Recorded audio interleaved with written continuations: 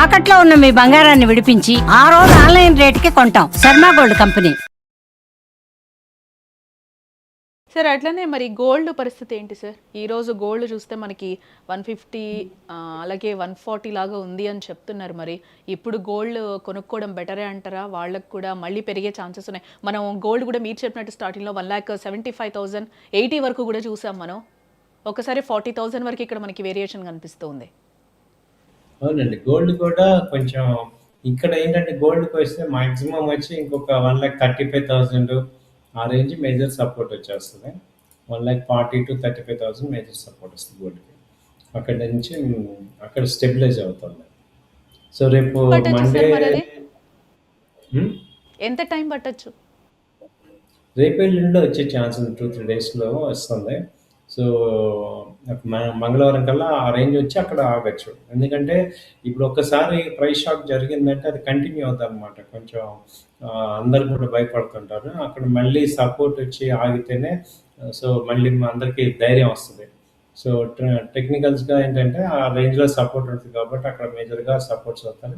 ఇప్పుడు నేననేది ఒకటే, ఇప్పుడు 4,00,000 దగ్గర కొనడానికి భయపడని వాళ్ళు 2,50,000 దగ్గర కొనడానికి భయపడతాము. ఎందుకు?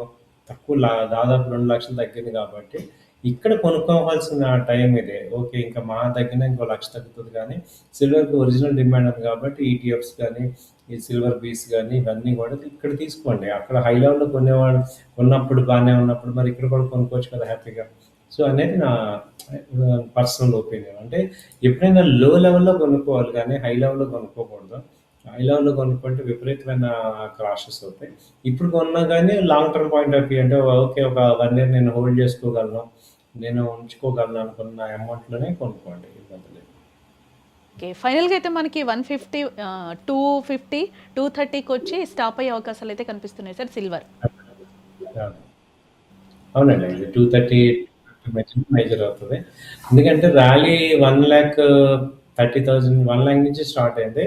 సో ఫిబొనాచి రూల్ ప్రకారం తీసుకున్న ఫస్ట్ 33% డౌన్, ఆ తర్వాత 50%, తర్వాత 66% డౌన్‌కి రావాలి. సో ఆ రేంజ్‌లో చూసుకుంటే 4,20,000 నుంచి 50% అంటే 2,50,000 50%కి వస్తుంది.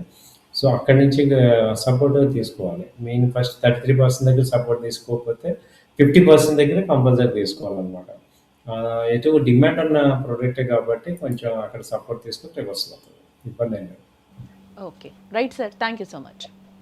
థాంక్ యూ అండి.